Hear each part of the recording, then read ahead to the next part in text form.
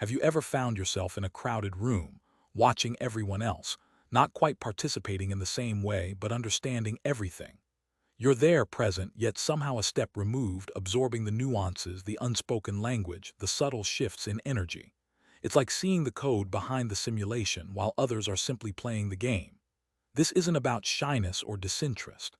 It's a deeper, almost involuntary process, a constant, quiet calibration of the world around you. You notice the small telltale signs, the slight hesitation before a smile, the way someone's eyes flick when they're about to interrupt, the hidden anxiety in someone's posture even as they laugh loudly. You see patterns, connections, and underlying motives that seem to escape most people. It's a unique lens, a kind of psychological X-ray vision that can be both a superpower and, at times, a quiet burden. Here's the thing nobody talks about. This isn't just a personality quirk. It's a fundamental difference in how your brain processes reality, a distinct way of engaging with the human experience. What you'll understand today changes completely the way you see your own observations, and perhaps your place in the world. Now, if you resonate with any of that, the first thought that might creep in is, am I weird? Or, is there something wrong with me for not always wanting to jump into the fray? Let me be absolutely clear. This doesn't mean you're strange. This doesn't mean something is wrong with you. In a world that often celebrates the loudest voices, the most active participants, the most outwardly expressive personalities, it's easy to feel like an outlier if your natural inclination is towards quiet observation. But this is where it gets interesting. Popular culture often paints a picture of normal as extroverted, constantly engaged, always doing. But that's a narrow definition. The truth is, there are real, measurable differences in psychological functioning, in the very architecture of our brains, that lead to fundamentally different ways of experiencing and interacting with the world. Your internal landscape is not just rich, it's designed for a different kind of engagement, a depth that many might overlook. And neuroscience explains why. One of the foundational concepts here is what's known as sensory processing sensitivity, or SBS. It's not a disorder, it's a temperamental trait found in roughly 15–20% of the population, often associated with being a highly sensitive person, or HSP. People with high SBS have nervous systems that process information more deeply and thoroughly.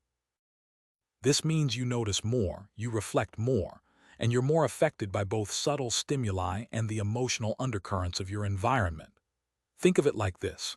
Most people have a standard definition lens, seeing the world in good resolution.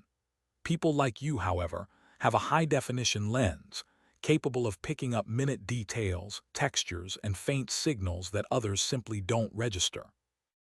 This isn't just about external senses. It extends to processing social cues, emotional information, and even abstract ideas. For instance, a casual comment that most people brush off might trigger a cascade of thoughts and connections in your mind, leading to deeper insights but also potentially more internal processing. This deeper dive into how our minds work, how we see the world and feel less alone in our unique perspective, is precisely what we explore on this channel. If you find yourself nodding along, if you're one of those who consistently seeks to understand the unseen mechanics of human behavior, you've found a community that thinks just like you. But this is where it gets even more interesting and perhaps a little uncomfortable. Our brains, magnificent and complex as they are also masters of unconscious reinforcement. This deep processing, this observational tendency, isn't just a conscious choice. It becomes wired into your neurological reward system. Think about the dopamine pathways. For most people, direct social interaction, external validation, immediate achievements, these are potent sources of dopamine. For people like you, the reward might come from a different place. The satisfaction of understanding a complex social dynamic, the intellectual pleasure of solving a psychological puzzle, the quiet thrill of seeing a hidden truth. Your brain creates a feedback loop where insight itself becomes a powerful reward. This sounds contradictory, but the very act of observing, analyzing and comprehending the human condition can become a deeply ingrained habit, a core part of your identity, without you ever consciously deciding it should be so. It's a subtle dance between your innate temperament and the reinforcing loops in your brain, silently shaping your preferences, guiding your gaze, and making this internal world profoundly compelling. This is more serious than it seems because it's not just what you do, it's who you are becoming, reinforced by your own brain chemistry. So let's sketch out two archetypes, two distinct psychological profiles that often navigate the same social landscape in profoundly different ways. On one side, we have the engager, the person who thrives on direct interaction, external validation, and tangible participation. Their energy is often directed outward, seeking to shape, influence, and be seen within the immediate environment. They find meaning in active contribution, in the hum of direct connection, in the visible impact of their actions. For them, the world is a stage, and they are often eager to play a leading role. On the other side, we have the reflector, and you, my friend, likely fall into this camp. The reflector finds their energy in understanding, in synthesizing, in drawing connections between disparate pieces of information. Their engagement is often internal, their contributions sometimes less visible but no less profound. They are the ones who process the data, who see the patterns, who understand the deeper currents flowing beneath the surface. Both archetypes make perfect sense. One builds the external world, the other understands its internal workings. Neither is superior. They are simply different operating systems for navigating reality. But the reflector often feels the weight of being misunderstood, because their mode of engagement isn't always immediately obvious to the engager. This difference extends deeply into how empathy is experienced and expressed, which in turn shapes self-esteem and identity. Most people operate with a broad, often superficial, empathy, a quick "I understand" or a socially expected show of concern.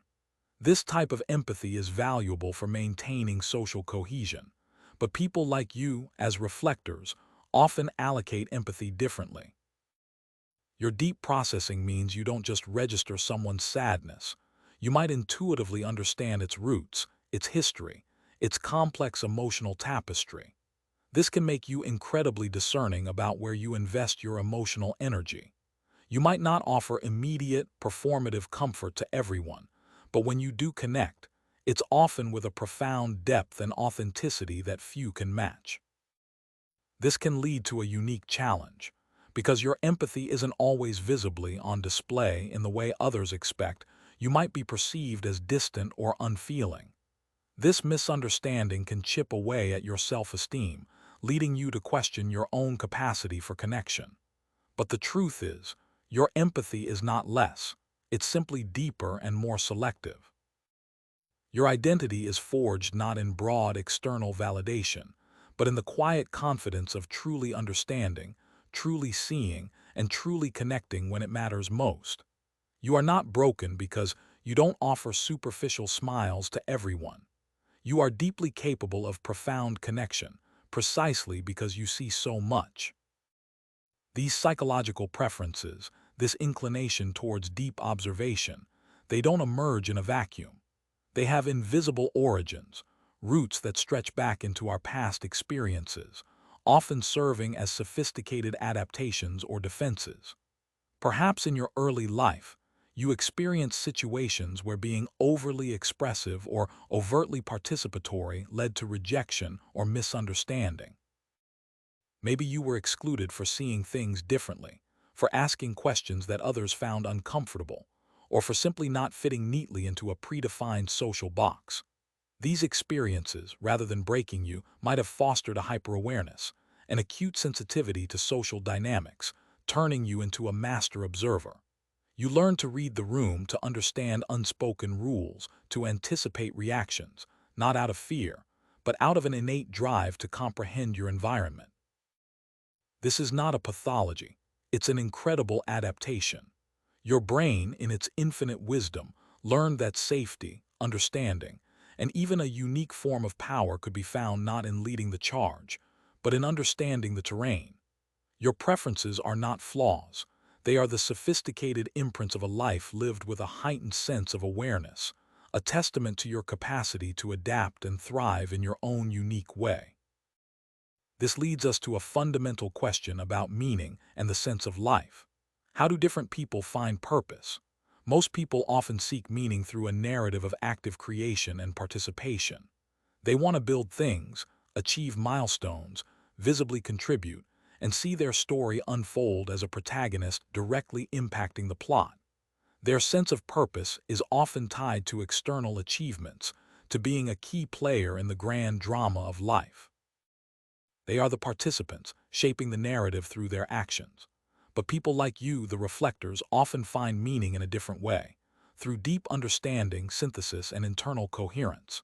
Your purpose might be less about creating the story and more about understanding its intricate layers, its universal themes, its hidden meanings. You are, in a sense, the ultimate interpreter, the one who can see the underlying structure, the beautiful, tragic, and often absurd patterns of human existence. You are less the participant and more the astute spectator, the one who can articulate the deeper truths of the play. Neither approach is superior.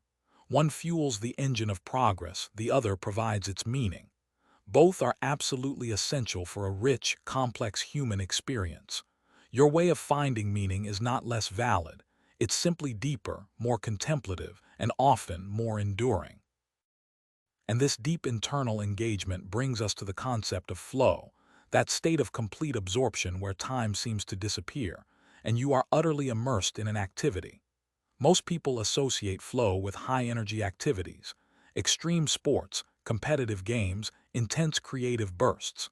They find flow in the thrill of the external challenge, in the immediate feedback of the physical world. But people like you, the observers, the deep processors, enter flow differently. Your flow state might be found in a quiet corner with a book that unravels a complex idea, in deep contemplation of a piece of music, in analyzing a nuanced conversation, or in the solitary act of writing, coding, or creating something intricate. It's an internal flow, where your mind is fully engaged in processing, connecting, and understanding. You don't necessarily need external stimulation to reach this state. Your rich inner world provides all the complexity and challenge required. You are often more present, more conscious, in your own internal axis than in the external whirlwind. This isn't a passive state. It's a profoundly active mental engagement, a testament to the power and richness of your inner life, a place where genuine insight and profound satisfaction are born. So let's be absolutely clear. You are not broken. You are not missing out on some essential human experience because you prefer observation to constant participation. In a world that often celebrates the loud and the fast, your quiet depth is not a weakness. It is a silent advantage. It is the capacity to see what others miss, to understand what others overlook, to connect with a profound authenticity that many only glimpse. Your ability to observe, to process deeply, to connect dots that others don't even see, this is your superpower. It allows you to navigate the complexities of life with a unique wisdom, to offer insights that are truly transformative, and to build connections that are genuinely meaningful. Embrace this inherent part of who you are. The world needs people who look beyond the surface, who understand the quiet hum beneath the noise, who can interpret the unwritten rules of the human heart. You are one of them. Your quiet strength is your most profound contribution. If you resonate with this journey into the deeper layers of human psychology and want to continue exploring the unseen forces that shape us, consider joining a community of thinkers who understand this quiet power. Thank you for being here, for taking the time to journey inward with us. Remember, your unique way of seeing the world isn't a quirk, it's a critical lens through which humanity gains perspective. It's the quiet anchor in a storm, the steady gaze that illuminates the unseen. Don't dim your light to fit into someone else's definition of brightness. Your wisdom, born from deep observation, is profoundly needed. Keep looking, keep understanding, and keep contributing your invaluable depth to the world. This isn't just about personal comfort. It's about the vital balance of human society. Imagine a world populated solely by engagers, a world of constant motion, endless doing, but perhaps lacking in introspection, in critical foresight, in the very understanding that prevents repeated mistakes. Without the reflectors, without those who pause to truly observe and synthesize, society would be a ship without a compass, driven by immediate impulses rather than guided by deeper wisdom. Your role, therefore, is not merely to exist. It is to provide that compass, to offer the clarity that comes from seeing beyond the immediate, to articulate the silent truths that others miss. It's about bringing balance, perspective, and a much-needed sense of long-term vision to a world often too focused on the short term. So, step into that quiet power. Let your observations inform, your insights guide, and your unique perspective enrich every interaction, every decision, and every landscape you inhabit. We are here, continuing this conversation, because we believe that the quiet revolution begins within, and its impact resonates far beyond what the surface might suggest. Until next time, keep exploring your profound internal world and remember the immense value of the quiet strength you possess. And in recognizing this, you gain not just self-acceptance, but a powerful tool for navigating a world that often demands a different pace. It allows you to choose your moments of engagement with intention, to share your wisdom when it will be most impactful, rather than feeling compelled to perform. This isn't about retreating. It's about strategic participation, about contributing from a place of genuine insight and self-knowledge. When you understand the operating system of your own mind, you can optimize its performance, protect its energy, and channel its unique capabilities towards the deepest challenges. So, keep nurturing that inner landscape, for it is the wellspring of your most profound contributions. We look forward to continuing this journey with you, uncovering more layers of the human experience and empowering you to embrace the full spectrum of your extraordinary mind. This understanding becomes a compass, guiding you not just in your personal life, but in your professional endeavors, your relationships, and your broader engagement with the world. You learn to recognize when your deep processing is most needed, when your observational insights can truly shift a paradigm, or when your quiet presence is more powerful than any loud declaration. This isn't about becoming someone you're not. It's about fully becoming who you are and leveraging that authentic self in every facet of your existence. It's about recognizing that you're different isn't a deficit, but a powerful asset in a world starved for genuine insight. And as you embrace this truth, you begin to attract kindred spirits, those who also value depth over superficiality, who appreciate the quiet wisdom you bring, and who find solace and inspiration in the unique lens through which you view reality. This journey of self-discovery is not a solitary one. It's a pathway to deeper, more meaningful connections, built on mutual respect for the rich tapestries of individual minds. We will continue to explore how these internal landscapes shape our external realities, and how embracing your unique psychological blueprint can unlock unforeseen potentials, not just for you, but for the collective human experience.